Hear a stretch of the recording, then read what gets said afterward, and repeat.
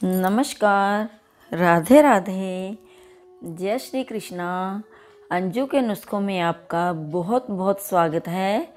आज मैं आपको इस वीडियो में कार्तिक महात्म का 25वां और 26वां अध्याय सुनाऊंगी, जिसमें कि पिछले 23वें और 24वें अध्याय में हमने सुना था कि आंवला पूजन विधि कैसे की जाती है और किस तिथि को तुलसी में हमें जल नहीं डालना चाहिए और किस दिन डालना चाहिए, और किस प्रकार से तुलसी के जो छींटे हैं जल के लगाने से, तुलसी में की पूजा करने से, कि भगवत नाम का जाप करने से किस प्रकार से राक्षसों की मुक्ति होती है, तो और किस प्रकार से हमें प्रेत योनि की मोक्ष की प्राप्ति होती है।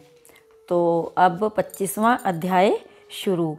यदि आपने हमारे इस चैनल को सब्सक्राइब नहीं किया है तो चैनल को सब्सक्राइब कर लें, वीडियो को लाइक और शेयर ज़रूर करें। तो 25वां अध्याय। श्री गणेशाय नमः। ओम नमो नारायण। ओम नमो नारायण। हरि ओम नमो नारायण। तीर्थ, व्रत और दान आदि करने से समस्त पाप नष्ट हो जाते हैं, मगर प्रेत योनि में रहने वाले को इसका अधिकार नहीं है।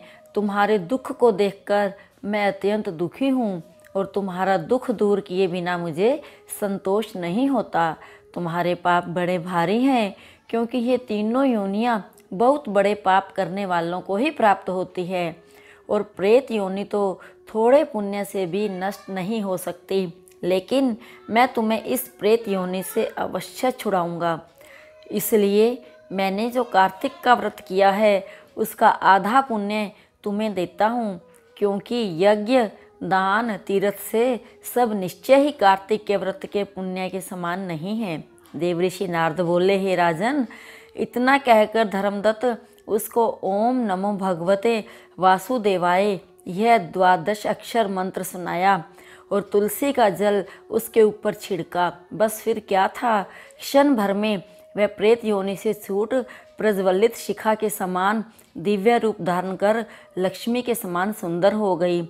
तब वह धर्मदत्त को दंडवत करके प्रसन्नता से गदगद होकर बोली, हे ब्राह्मण, आपके आशीर्वाद से मैं इस घोर नरक से छूट गई हूँ। मुझे पाप सागर में डूबती हुई के लिए आप नौका के समान हैं। नारद जी ने कहा, हे राजन, अभी कलहा इसी प्रकार कह ही रही थी कि वहाँ पर विष्णुगण एक दिव्यमान विमान लेकर आए। विमान के द्वार पर अप्सराएं और गण बैठे हुए थे। धर्मदत्त ने उनको देखकर प्रणाम किया। पुण्यशील और सुशील नामक भगवान विष्णु के गणों ने धर्मदत्त को अपने हाथों से ऊपर उठा उसका अभिनंदन करके कहा, हे द्विजश्रेष्ठ, आप धन्य हैं जो सदा भगवान विष्णु के व्रत, कथा और सेवा में लगे रहते हैं। आपने जो अपने बाल्यकाल में पवित्र और शुभ कार्तिक व्रत किया था, उसके आधे फल से कलह के पूर्व जन्म के एकत्रित पाप नष्ट कर दिए हैं। यही नहीं, आपकी कृपा से उसके सैकड़ों जन्म के पाप नष्ट हो गए हैं। आपके जागरण आदि करने से, पुण्य प्रभाव से आकाश मंडल से यह विमान आया है। हे ब्राह्मण, अब हम इसे भांति भांति के भोगों से युक्त बैकुंठ में विष्णु जी के पास रहोगे और मुक्ति प्राप्त करोगे। हे दया सागर, वह मनुष्य धन्य हैं और जन्म उन्हीं का फलीभूत है जिन्होंने तुम्हारी तरह विष्णु जी की भक्ति की है, क्योंकि भगवान विष्णु अपने भक्तों को भला क्या नहीं देते। जिन्होंने प्राचीन काल में उतानपाद के पुत्र को ध्रुव पर पहुंचाया, जिसके सुमरन मात्र से प्राणियों की मुक्ति हो जाती है।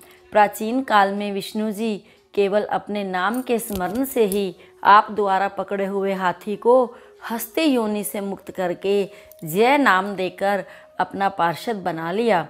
तुमने उसी विष्णु की सेवा की है, इसलिए तुम अपनी दोनों स्त्रियों सहित 1000 वर्ष तक भगवान विष्णु के पास निवास करोगे। जब तुम्हारा पुण्य क्षीण हो जाएगा, तब तुम सूर्यवंश में अपनी दोनों रानियों के साथ राजा दशरथ के नाम से प्रसिद्ध होगे, तथा यह कलह तुम्हारी आधे पुण्य की भागीदारी होने के नाते तुम्हारी तीसरी भार्या होगी। वे भगवान विष्णु पुत्र के रूप में तुम्हारे पास रहेंगे और देवताओं का कार्य करेंगे।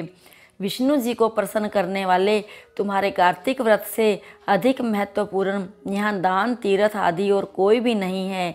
हे दया सागर, तुम धन्य हो, क्योंकि तुमने जगत गुरु भगवान विष्णु को प्रसन्न करने के लिए कार्तिक मास का व्रत किया है, जिसके आधे पुण्य के फल की भागीदार कला है, जो इस समय हम इसे अपने साथ विष्णु लोक में ले जा रहे हैं। इति श्री 25वां अध्याय संपूर्ण।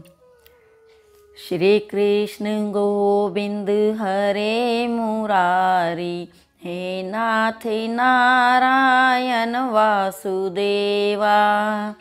श्री कृष्ण गोविंद हरे मुरारी, हे नाथ नारायण वासुदेवा।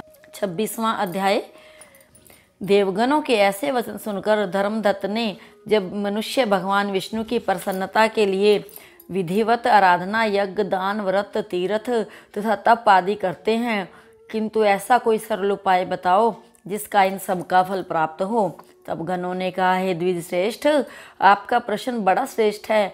हम आपको भगवान विष्णु को शीघ्र प्रसन्न करने का उपाय बताते हैं। आप सावधानी से सुनो। प्राचीन काल में कागचीपुरी में चोल नामक चक्रवर्ती राजा राज्य करता था।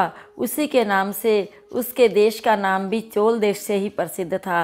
राजा चोल के राज्य में कोई भी प्राणी दरिद्र, दुखी, पापी व रोगी नहीं था। यह सब राजा के यज्ञ करने का प्रभाव था। ताम्रपर्णी नदी के दोनों किनारों पर सोने के यज्ञ स्तंभ सुशोभित थे। हे द्विजवर, एक दिन वह राजा भगवान विष्णु के पास गया। भगवान उस समय शेष शैया पर योग निद्रावश सो रहे थे। राजा ने उनकी मणियों, मोतियों और स्वर्ण के दिव्य फलों फूलों द्वारा पूजा की।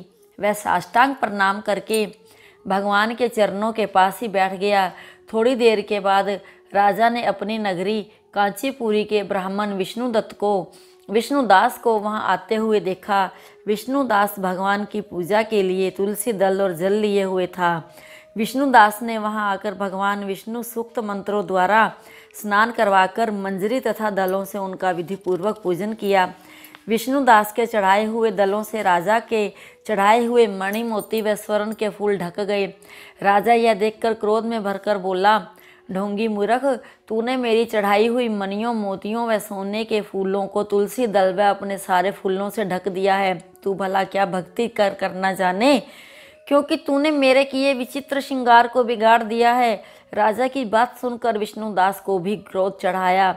वह राजा के गौरव को तुच्छ समझकर कहने लगा, हे राजन, तुम भक्ति करना नहीं जानते, तुमको अपने धन का घमंड है। बताओ, राजा से पहले तुमने भगवान के कितने व्रत किए हैं? देवगण ने कहा, महाब्राह्मण के ऐसे वचन सुनकर राजा ने घमंड से हंसकर कहा, हे विप्र, भगवान की भक्ति के अभिमान से यदि तू ऐसी बात कह रहा है तो मैं पूछता हूँ, तेरे जैसे भिखमंगे ब्राह्मण में भगवान की भक्ति ही कितनी है? क्योंकि तुमने आज तक भगवान की प्रसन्नता के लिए कुछ भी नहीं किया, न तो कोई मंदिर ही बनवाया है। तुम भला इस प्रकार की भक्ति की जैसे कि तुम कर रहे हो, क्या गर्व कर सकते हो? यहाँ जितने भी ब्राह्मण बैठे हैं, मेरी बात को ध्यानपूर्वक सुने और देखिए कि भगवान विष्णु के दर्शन मुझे होते हैं या कि उसे। इसके बाद दोनों की भक्ति के संबंध में आप लोग जान लेंगे।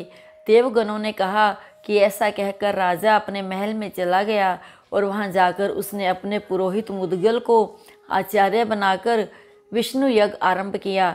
उसने उस यज्ञ में अनेक ऋषि महर्षियों को बुलाया, उनको बहुत सा अनाज और नकदी आदि दक्षिणा दी। उधर विष्णुदास भी अपने मंदिर में रहकर भगवान की प्रसन्नता के लिए व्रत करने लगा। उसने माघ तथा कार्तिक मास के व्रत किए, तुलसी के वन का और एकादशी को भगवान विष्णु के 12 अक्षर मंत्र का जाप किया। वह भगवान को प्रसन्न करने के लिए गीत गाता रहा, नृत्य करता रहा, नित्य प्रतिव्रत करता था, भूमि पर सोता, हर समय भगवान को प्रसन्न करने के लिए माघ तथा कार्तिक के व्रत भी किए और उन व्रतों के नियमों का पालन भी किया, उद्यापन भी किया। इसी प्रकार चोल राजा और विष्णुदास द्वारा आराधना करते हुए बहुत दिन बीत गए। इति श्री 26वां अध्याय संपूर्ण। श्री कृष्ण गोविंद हरे मुरारी, हे नाथ नारायण वासुदेवा।